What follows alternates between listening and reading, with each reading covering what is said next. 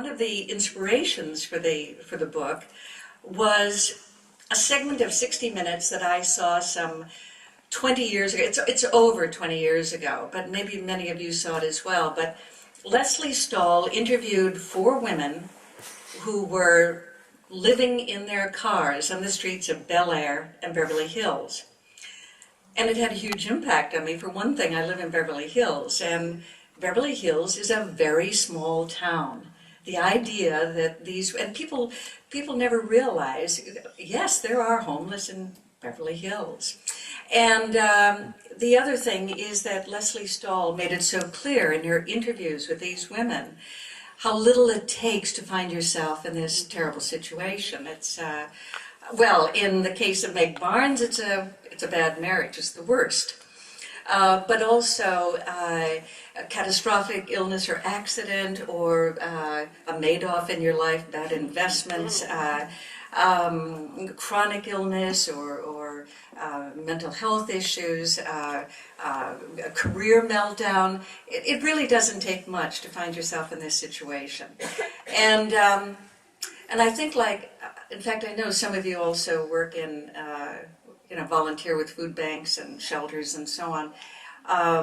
And I've done a bit of that for a number of years. I volunteered at All Saints, which is one of the 4 churches on Little Santa Monica that feed the homeless during the week.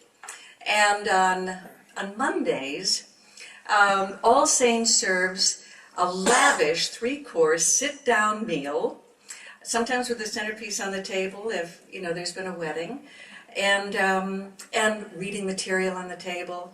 The Atlantic Monthly, Vanity Fair, New Yorker, Los Angeles Magazine, why not? And we also hand out toiletries to those who want them, little soap samples, combs, toothbrushes, toothpaste. We also provide T-shirts, socks, underwear, sweatshirts, jackets. But most of the people who partake of those items are what Lesley Stahl referred to as the recognizably homeless. But there are also those people living on the fringe. And there's Dr. Marjorie Bard, who's a professor at UCLA, who's been working with homeless women for over 40 years, refers to these women as shadow women. And I started noticing a couple of what we call shadow women at All Saints. And we have a very good check room system at All Saints.